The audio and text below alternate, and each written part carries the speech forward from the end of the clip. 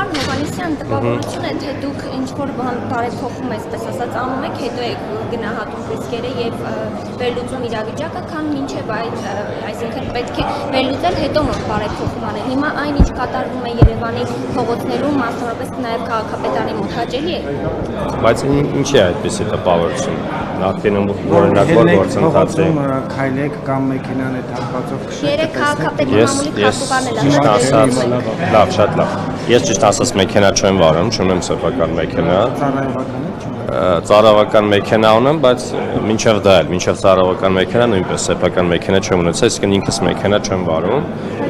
Իսկ որ ծառայական մեքենայով մնում եք խցանումների մեջ, ընկնում եք փոսը, այդ թվում Վեոլա ջրի թողած փոսերը, ում եք ինչ բառերով հիշում, այս վերևներին ինչ եք ասում։ Այդ հարցը արխար։ Այլ ակտուալ չի, մի քանի անգամ տվել եմ, բայց հա, մի քանի անգամ տվել եք, պատասխանել եմ։ Բայց մի ակտուալ չի չի փոփոխությունների, որոնք արվել են։ Շրջան, շատ լավ։ Եկեք մի քիչ ավելի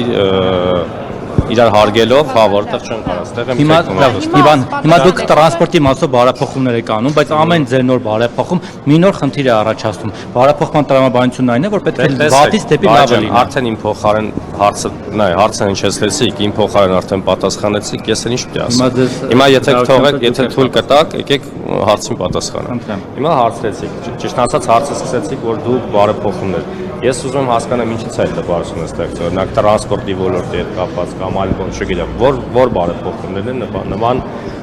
տպավորություն թողնել։ Եթե խոսքը գնում է միայն լոկալ այս երթևեկության փոփոխության մասին, ապա հետևյալի մասին է, որ այս բարեփոխումները միտված են, իսկ կա մի հատ մեծ ծրագիր,